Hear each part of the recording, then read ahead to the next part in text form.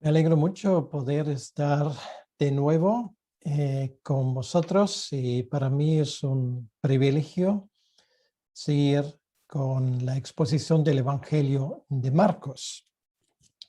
Hoy llegamos al capítulo 10 y tenemos una porción más larga de lo costumbre.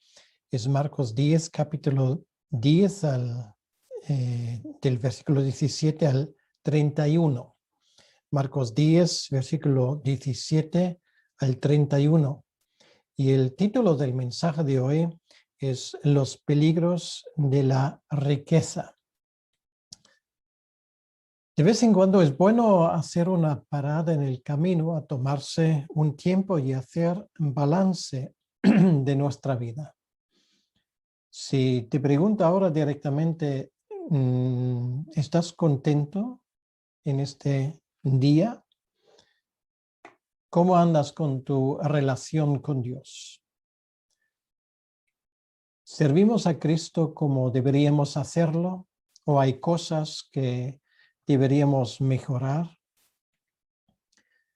Y si es así, si hay cosas, ¿qué son los impedimentos en mi vida? Esas son preguntas de inicio que creo que vamos a poder responder juntamente en los próximos minutos. En el contexto de nuestra exposición está Jesucristo rumbo a Jerusalén. Dentro de muy poco va a empezar la última semana que nuestro Señor va a vivir antes de su muerte en la cruz. Y en ese camino Él tiene diferentes encuentros. Algunos ya lo hemos visto. Allí, por ejemplo, la última vez estaban los niños. Luego, por supuesto, está con sus discípulos y continuamente hay preguntas. Y hoy vamos a encontrarnos con un hombre muy interesante, un joven que tenía que aprender una lección muy importante.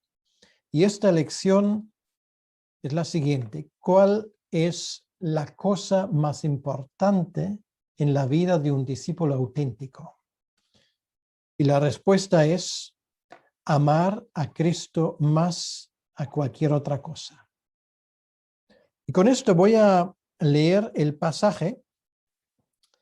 Repito que es Marcos capítulo 10, el versículo 17 al 31. Y vamos a quedarnos con esa pregunta en la mente.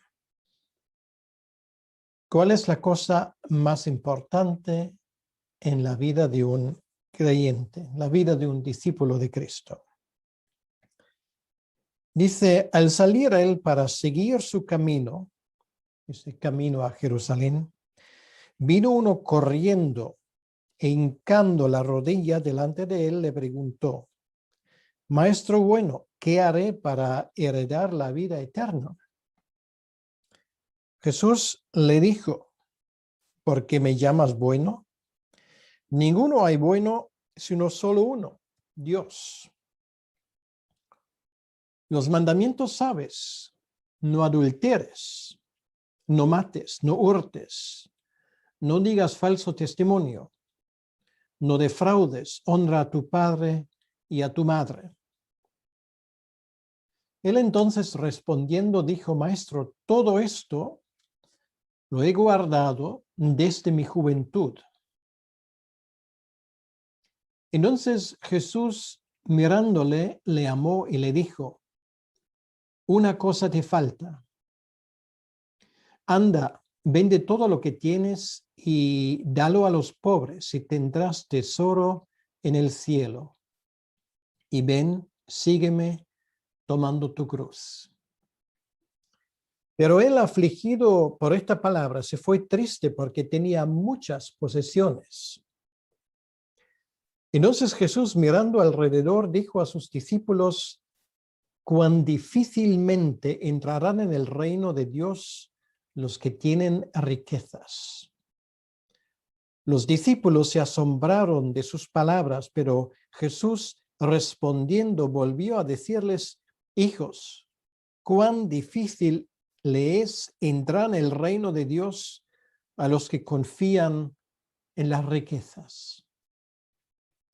Más fácil es pasar un camello por el ojo de una aguja que entrar un rico en el reino de Dios. Ellos se asombraron aún más, diciendo entre sí: ¿quién pues podrá ser salvo? Entonces Jesús, mirándolos, dijo: para los hombres es imposible, mas para Dios no, porque todas las cosas son posibles para Dios. Entonces Pedro comenzó a decirle: he aquí, nosotros hemos dejado todo y te hemos seguido. Respondió Jesús y dijo: de cierto os digo, que no hay ninguno que haya dejado casa o hermanos o hermanas o padre o madre o mujer o hijos o tierras por causa de mí y del evangelio, que no reciba 100 veces más ahora en este tiempo casas, hermanos, hermanas, madres, hijos y tierras con persecuciones, y en el siglo venidero la vida eterna. Pero muchos primeros serán postreros y los postreros primeros. Hasta aquí la lectura de la palabra de Dios. Vamos a tomarnos un momento para hablar con Dios. Nuestro Señor, te damos las gracias por estas palabras, palabras que bien conocemos, pero enseguida nos damos cuenta que siempre nos hablan de nuevo, y aunque no seamos los más ricos del mundo, aún así, pues esas palabras nos alcanzan. Te pedimos, Señor, que tú nos ayudes en esos momentos a escuchar, y te pedimos que tú añadas tu bendición a la lectura de tu palabra. Te lo pedimos en tu nombre. Amén. Pues sí, es una historia bastante conocida, la historia del joven rico. Y la pregunta del joven que vemos aquí, que viene, por cierto, corriendo. Bueno, aquí en el texto no siquiera se dice que es un joven, solamente Marcos aquí, si leemos el versículo 17, dice: al salir él para seguir su camino, vino uno. Entonces ya hay que ir a los demás evangelios para saber un poco más sobre ese uno, sobre esa persona. Y lo encontramos en Mateo, en el capítulo 19, en el versículo 20. Ahí dice que el joven le dijo. Entonces ya de allí sacamos la información que es un joven. Pero más preciso aún nos habla Lucas en el capítulo 18 de su evangelio, en el mismo versículo 18, donde se identifica ese hombre como un hombre principal. O sea, a su juventud, bueno, y un joven en ese sentido podría ser hasta los 30 años, pero en su juventud, en esa edad que él tenía, obviamente ya había alcanzado una buena fortuna, sea porque lo había heredado y lo había administrado bien, o porque de alguna manera pues se lo había currado. El texto no lo dice, realmente no importa. Posiblemente este hombre era un concejal de la ciudad, o también podría ser que era presidente de la sinagoga local. Pero bueno, estos son especulaciones. El hecho es que tenía pasta, como se suele decir. Él vino, así nos lo dice el texto, de entrada con buenos motivos. No es como los fariseos que cuando le preguntaron en cuanto al divorcio, queriendo tenderle una trampa. No, él no era de ese tipo de personas. Él viene con sinceridad, quiere tener respuesta a una pregunta que realmente para él se había convertido en una pregunta, como se suele decir, existencial. Tiene interés en el reino de Dios. Y esto le diferencia de muchos de su clase social alta, que tienen dinero y se creen que con ese dinero se pueden comprar todo. Él es rico, es joven, tiene influencia, además es sincero y por lo visto también, eso deduzco del texto, es un hombre valiente. ¿Por qué? Bueno, porque venir a un predicador itinerante que además es rechazado por las autoridades religiosas de su tiempo, es un acto de valentía para un hombre de su estatus social. No muchos se atrevieron a hacer lo mismo. Y además, a diferencia de Nicodemo, él lo hace a plena luz del día. No viene por la noche. No pide una audiencia privada y a primera vista, este hombre nos cae realmente muy bien. Tiene tanto interés que viene corriendo. Esto es lo que leemos en el versículo 17. Vino uno corriendo, que normalmente la gente, digamos, de cierta clase social no suelen correr. No es necesario que corran.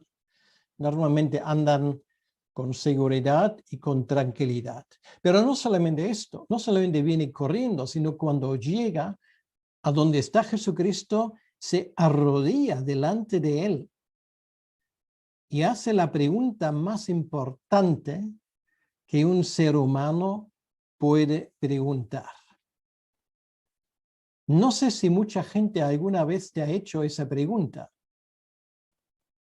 A mí, que yo recuerdo, en ningún momento. Pero también es cierto que ni tú y yo somos Jesucristo. Pero la pregunta que él tiene es, ¿qué tengo que hacer? Y ahí posiblemente, y no solamente posiblemente, sino con total seguridad, está el problema. ¿Qué tengo que hacer para heredar, para recibir, para que me lo den esa vida eterna? Realmente ese hombre parece un caso especial, tan abierto, diríamos nosotros, para el Evangelio. Y ahora viene la gran oportunidad para Jesucristo, porque, claro, hay que pensarlo, si este se convierte, imagínate, con todo el dinero que tiene, pues está asegurada la financiación del proyecto Redención para los próximos años. Pero Jesús no pensaba en estos términos, en los cuales muchas veces nosotros, aunque fuera de forma subyacente y subconsciente, estamos pensando.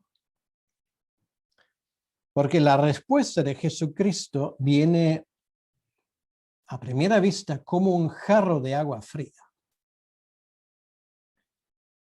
Le dice, ¿por qué me llamas bueno?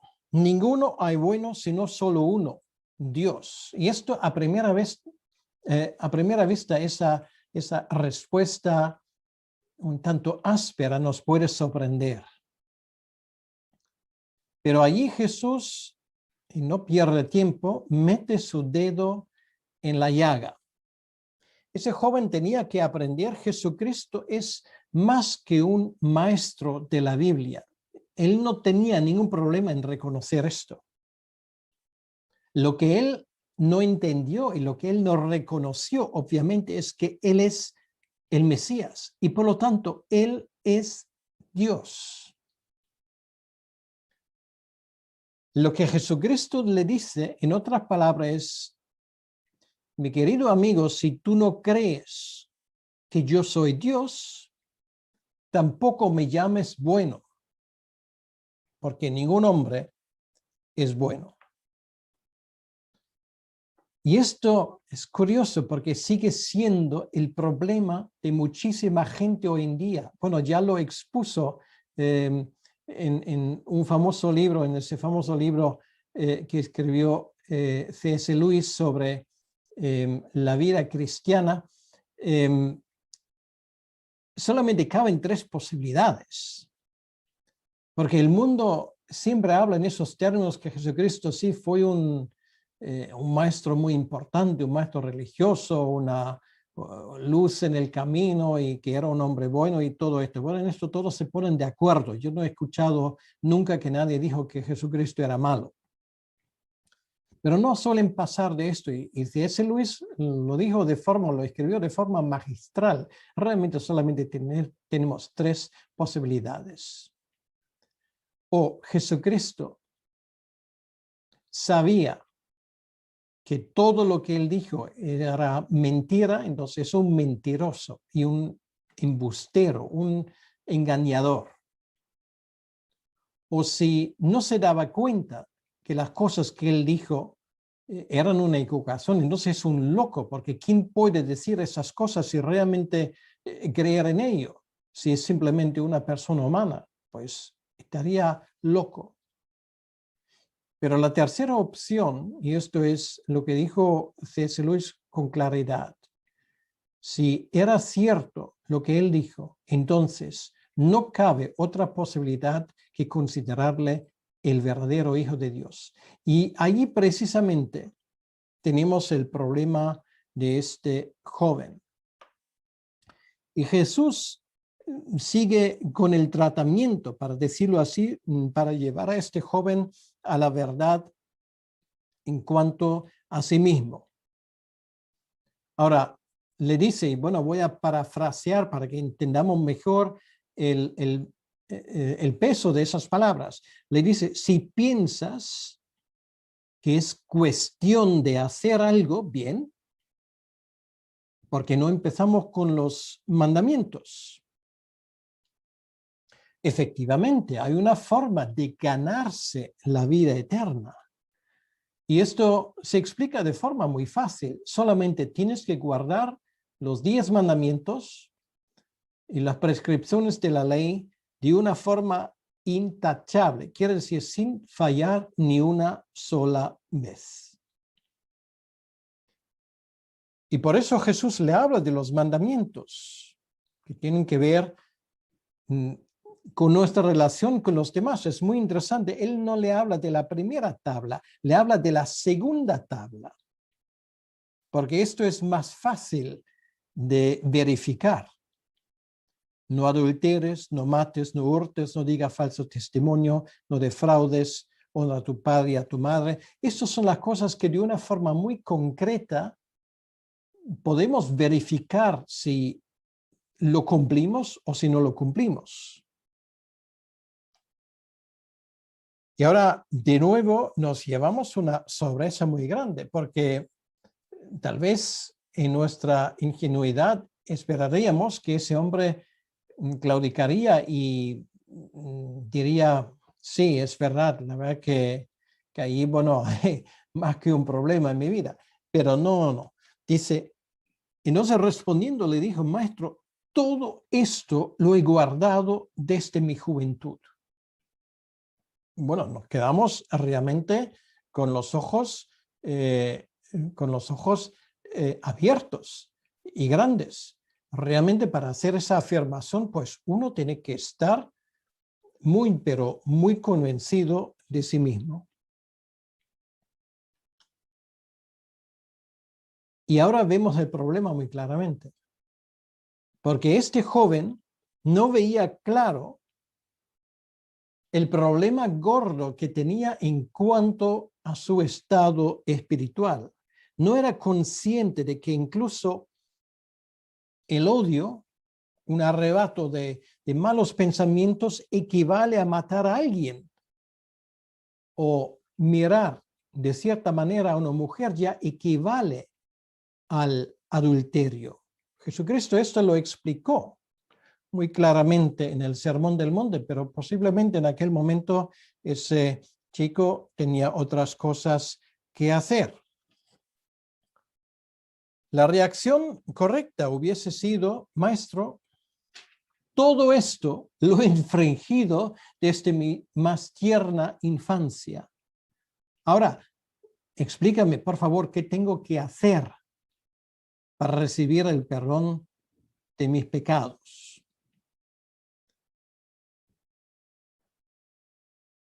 Pero me imagino que en el fondo de su corazón pues algo le dijo que por supuesto había infringido cosas.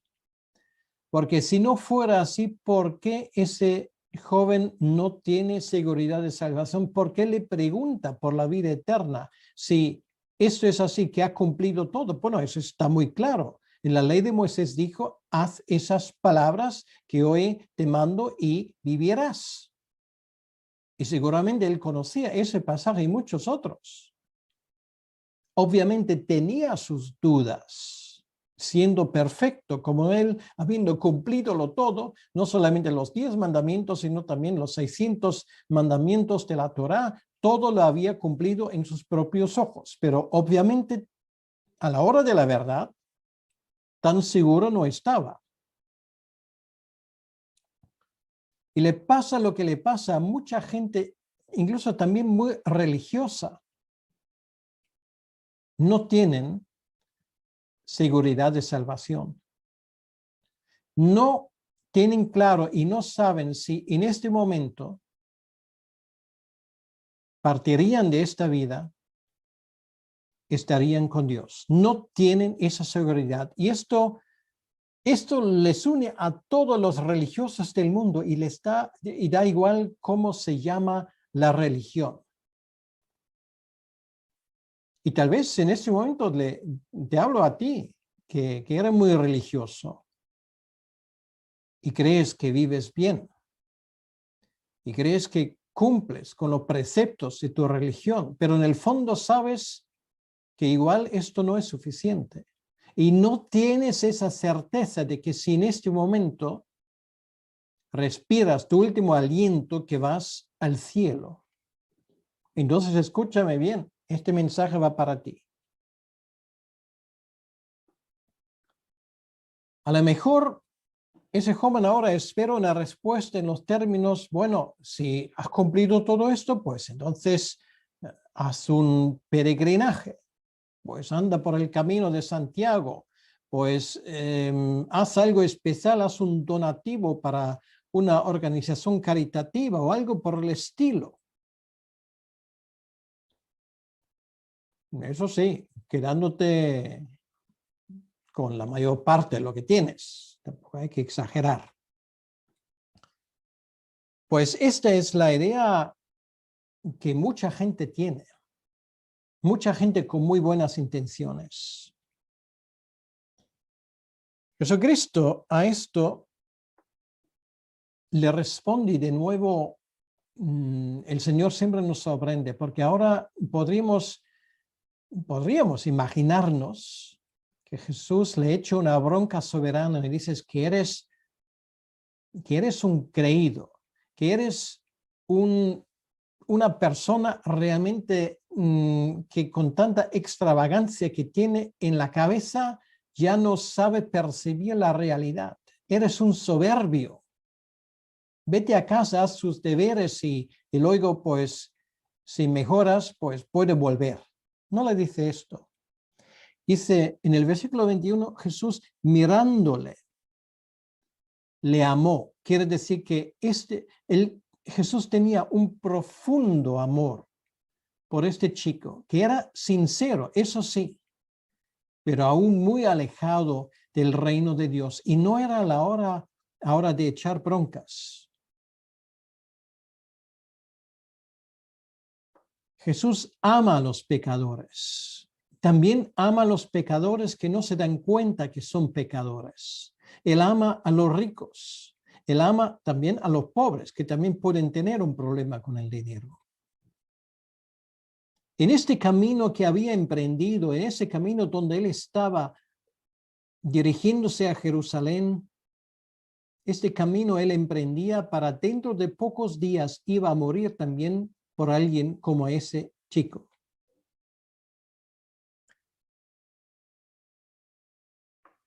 Y ahora viene lo interesante, ni por un momento Jesús baja el listón para decirlo así, un convertido fácil, un otro discípulo fácil. El Señor ve que en el fondo el problema de ese joven era que nunca le había faltado nada en su vida, y que sus riquezas, su dinero, sus pertenencias, sus tierras, su influencia, su fama, su estatus social, esto era su seguridad. Ahora quítale todo esto. ¿Y qué quedará? En esto estaba su corazón, esto le daba seguridad. Y todo esto, esa confianza en lo material, en lo pasajero, esto le impidió rendirse plenamente a Cristo. Ahora, para quitar de medio ese obstáculo, Jesús, como bien cirujano, pues intenta quitarlo todo para que la cirugía sea un éxito. Y le dice, ahora, vende todo lo que tienes y dalo a los pobres. Si amas a tu prójimo como a ti mismo, que es el resumen de todos estos mandamientos que Jesús antes le había enumerado, esto no debería suponer ningún problema para ti.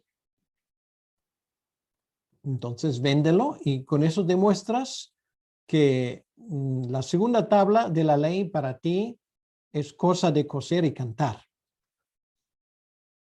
El resultado es muy interesante, lo que dice, una cosa de falta, anda y vende todo lo que tienes y dalo a los pobres y tendrás tesoro en el cielo.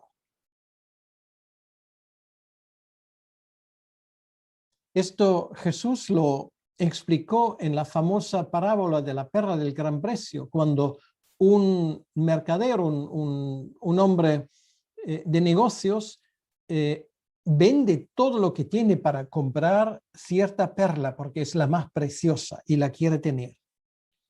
Humanamente hablando, es una excelente inversión. Tú inviertes un dinero, incluso si hace falta, vendes algo, pides un crédito y apuestas por eso del cual tú sabes que esto en el futuro tendrá un valor grande. Ahora, lo que es cierto en el mundo de las finanzas, y de esto, este ejemplo viene de allí también, y mucho más es cierto en el ámbito espiritual. ¿Qué quedará al final de tu vida? ¿Qué habrá de tu riqueza? ¿Qué habrá de tu cuenta bancaria, de tus acciones, de todas tus inversiones? ¿Qué habrá? ¿Qué será de todo esto? Lo vas a dejar atrás. Y ahora la pregunta que viene es que ¿has invertido en tu futuro? ¿Has invertido en el reino de Dios? ¿Tienes tesoros en el cielo? ¿Has hecho esas transferencias a tiempo mientras que podías? Y es la mejor inversión que jamás una persona puede hacer en el reino de Dios, porque allí está nuestra seguridad. Allí no hay ladrones que hurtan y roban. Pero esto aún no es suficiente. Si esto fuera poco, Jesús luego además le dice, y ven y sígueme, o sea, deja todo atrás. Y luego hay un tercer elemento, y toma tu cruz. ¿Qué habrá pensado ese joven en ese momento? Toma tu cruz, tomando tu cruz, o sea, hasta perder mi vida, porque la palabra cruz para un judío y para un romano también tenía una connotación terrible. Cuando dice aquí, sígueme tomando tu cruz, es como si dices a alguien, entonces sígueme y lleva contigo la soga con la cual te van a ahorcar. Pues vaya una forma de buscar adeptos, ¿verdad? Esto no vende muy bien. Y sin embargo, Jesús le dice, vale, pues tú quieres andar en serio, tómate en cuenta una cosa. Si vas a estar conmigo, vas a hacer la mejor inversión de tu vida, pero esto no viene gratis, no porque tienes que pagar algo por tu redención, de eso vamos a hablar un momento, sino porque hay personas que por eso te van a perseguir. Bueno, de paso nos viene la pregunta y entonces nosotros tenemos que venderlo todo para seguir a Cristo. ¿Esto es realmente lo que nuestro Señor quiere?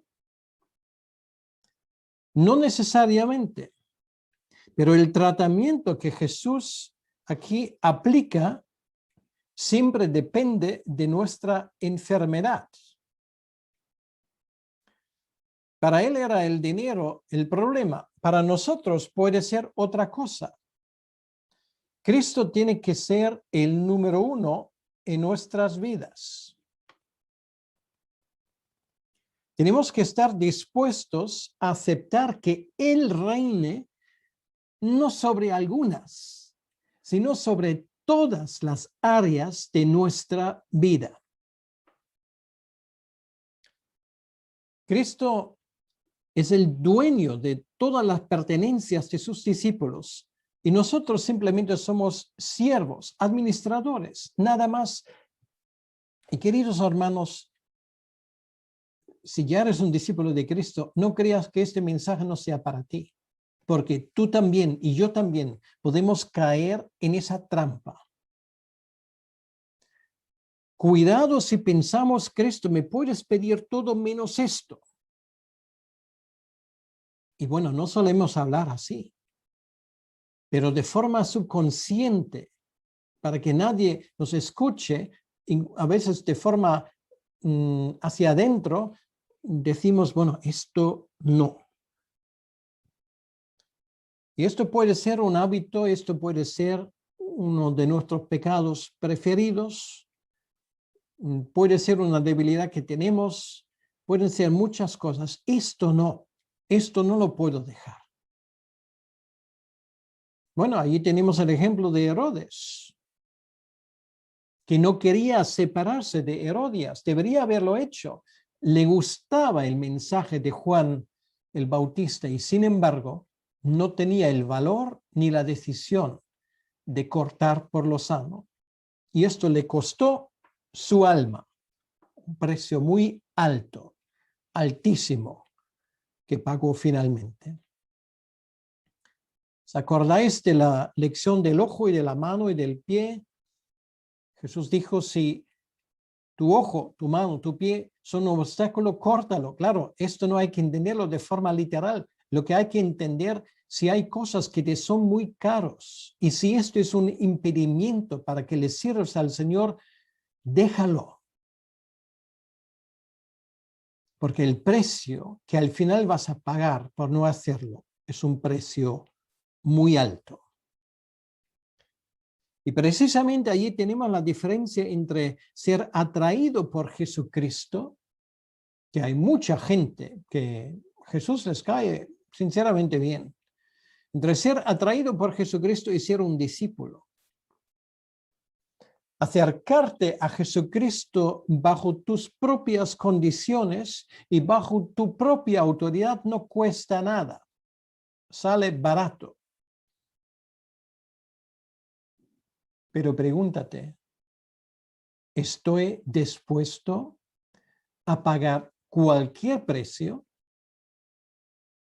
para seguir a Cristo? ¿Estoy dispuesto a pagar cualquier precio si el maestro me lo pide? Es una excelente pregunta. Y Jesús dice, no todo el que me dice, Señor, Señor, entrará en el reino de los cielos, sino el que hace la voluntad de mi Padre que está en los cielos. Decir, Señor, Señor, es muy fácil. Actuar como si el Señor fuera nuestro Señor es otro asunto. Ahora, Cristo necesita que los que quieren seguirle pongan su confianza completamente en Él, sin vacilar ni un momento, sin dudarlo. Esto significa ser un discípulo. Ahora, la respuesta del joven también sorprende. Es una historia realmente que tiene sorpresas por todos los lados. Dice, pero él, afligido por esta palabra, se fue triste porque tenía muchas posesiones.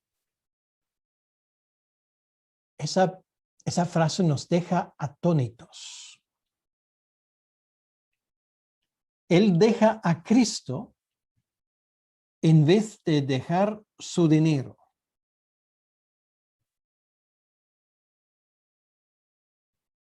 Se aplica a su vida esa palabra de que nadie puede servir a dos maestros. Porque donde está vuestro tesoro, ahí también estará vuestro corazón. Te pregunto ahora en ese momento, ¿dónde está tu tesoro? ¿En el cielo o está en la tierra? Ese joven acudió a la persona correcta, preguntó lo correcto, recibió la respuesta correcta, pero tomó la decisión equivocada. ¡Qué tragedia! Había pecado por lo menos contra el primer mandamiento, porque tenía otro Dios que Dios mismo. Y esto finalmente le impidió ser salvo. Lo que leímos aquí, en el versículo 22, es la única vez en el Nuevo Testamento que se dice de una persona que salió triste de la presencia del Señor. Muchos venían tristes y salían alegres. Muchos venían enfermos y salían curados, pero él no. Él salió triste. Vino con mucho entusiasmo y sale triste. Increíble.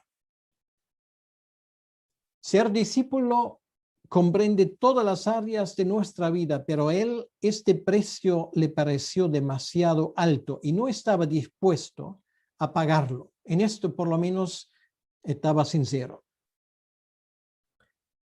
Además, no comprendió lo más importante. Jesús de Nazaret no es solamente un maestro, es el Mesías, Él es Dios. Y como tal, no es comparable, no es un super rabino, no, Él es el Hijo de Dios. Y esto no lo tenía claro para nada. Porque siendo Hijo de Dios, está en su derecho de pedir todo esto. Esto tiene mucha aplicación, en mi opinión, para nosotros también. Se va triste de la presencia del Señor. ¿Y tú? ¿Sientes que el Señor en este momento te está hablando? ¿Ves cómo Él te mira con cariño, con mucho amor? ¿Qué hay en tu vida que tienes que dejar por amor a Él? Deja que Él te lo explique. ¿Qué es lo que más amas, más que el Señor? Esto bien, sí, puede ser tu dinero, pero también puede ser otra cosa distinta.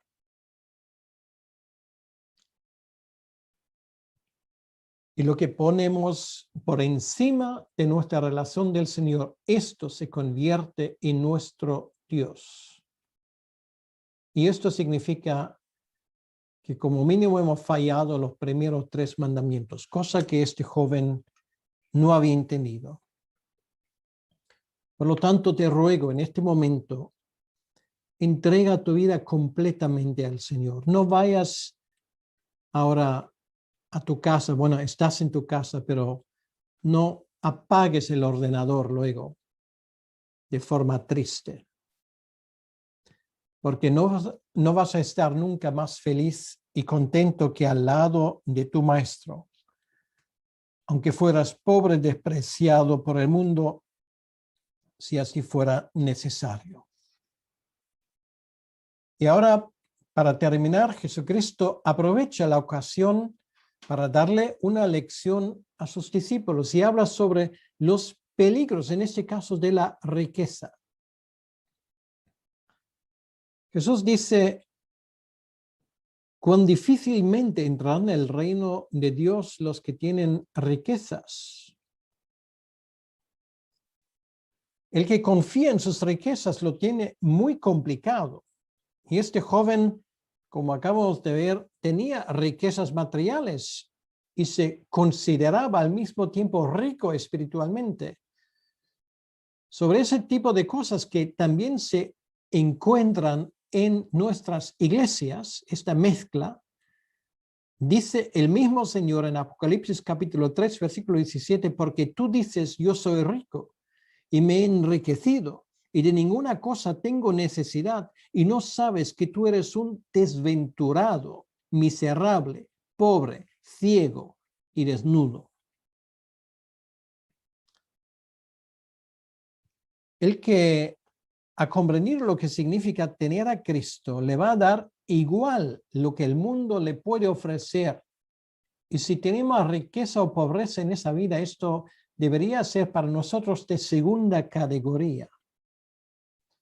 Pero con esa palabra los discípulos se llevan un susto, porque en aquel entonces, y tal vez igual hoy en día, mucha gente tenía la impresión que es precisamente una persona rica, es señal que ha sido bendecida de parte del Señor. El Señor dice, no necesariamente es así, porque la riqueza es algo muy relativo. Una persona pobre también puede confiar en la riqueza, en ese caso en la riqueza que no tiene, de la misma manera como una persona rica confía en la riqueza que tiene. Y esto lo vemos todos los años por diciembre, en España, por ejemplo, cuando toca la lotería de la Navidad. Es impresionante porque esto lo llevamos muy dentro. En ese sentido, todos somos ricos porque parece que la riqueza da estabilidad y seguridad a nuestra vida. Y el día de mañana pierdes tu salud. Entonces, ¿para qué te sirve tu riqueza? Pierdes un ser querido. ¿Vas a comprar su vida con tu dinero? Todos en cierto sentido ponemos nuestra confianza en las riquezas, aunque tengamos poco. Y por esa razón se asustaron tanto los discípulos. Y ahora le pone un ejemplo, el ejemplo del camello. Era el animal más grande que había en Israel en aquel tiempo, por eso usa el camello. No es casualidad que además ese animal lleva cargas pesadas, porque esto nos indica que realmente la riqueza es un lastre que nos puede impedir seguir a Cristo. Entonces, ese símil que tenemos, lo de la aguja, bueno, algunos han dicho que eso podría ser pues una puerta de entrada a la ciudad que era muy pequeña, etcétera, etcétera. Bueno, realmente de lo que Jesucristo habla aquí, él habla de una imposibilidad. El agujero más pequeño es el de una aguja. El animal más grande que había en aquel entonces es un camello. Es decir, que esto es completamente imposible. ¿De qué habla? No solamente de la salvación de los ricos, sino de la salvación en términos generales. Imposible para nosotros. Los discípulos lo entendieron porque, dice, ellos se asombraban aún más diciendo entre sí, entonces, ¿quién pues podrá ser salvos? Entonces, ellos no dicen, qué rico entonces puede ser salvo. Ellos entendieron perfectamente lo que Jesús quería decir. Él hablaba de todos. Y lo que él quería decir es que la salvación por cumplir mandamientos o por nuestra fuerza, el problema que tenía ese chico es algo completamente imposible. ¿Por qué? Porque la salvación es obra de Dios. La salvación es gratuita. Dinero no la puede comprar y tampoco nuestras buenas obras o lo que sea. La salvación hecho por buenas obras es imposible. Los hombres no pueden ganar la salvación. Dios sí puede. Lo ha hecho Jesucristo, que vivió una vida perfecta, sin mancha, cumplió la ley de Dios perfectamente y ahora se ofrece, dentro de pocos días iba a ofrecer como rescate de muchos.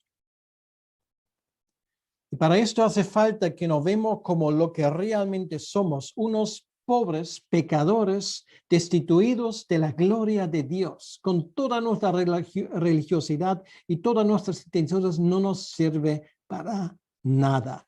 Y por eso tenemos este versículo que tan claro lo expresa en el segundo capítulo de Efesios, donde el apóstol Pablo dice, porque por gracia sois salvos por medio de la fe, y esto no de vosotros, pues es don de Dios, no por obras para que nadie se gloríe.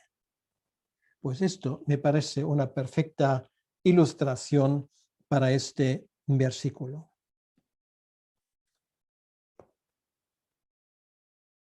Vamos a leer cómo termina esa historia. Entonces Jesús mirándolos dijo, para los hombres es imposible,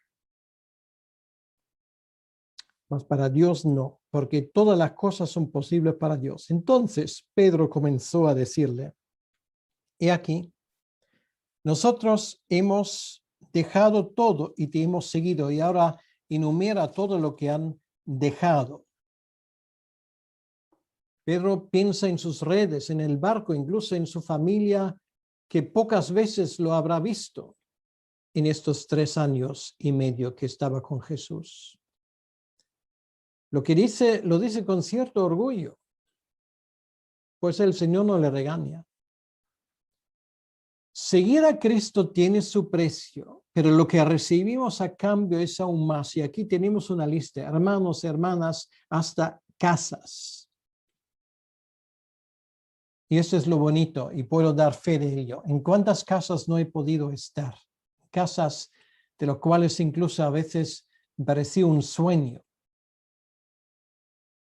Esto entra dentro de la hospitalidad cristiana. De hecho, nos pertenece todo el mundo porque la heredaremos.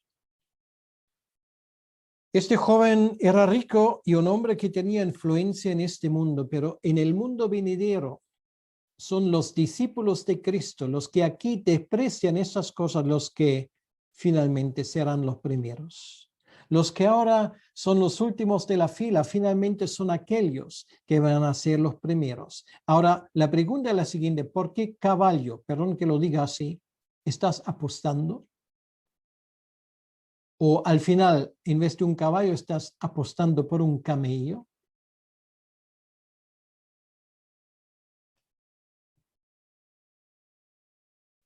Quiero animarte en ese momento, si ya eres creyente, que también siendo creyente, que no confíes en tus riquezas, que sean muchos o pocos, que no confíes en las cosas materiales. Tu riqueza debería estar en Cristo. Fomenta ese tesoro.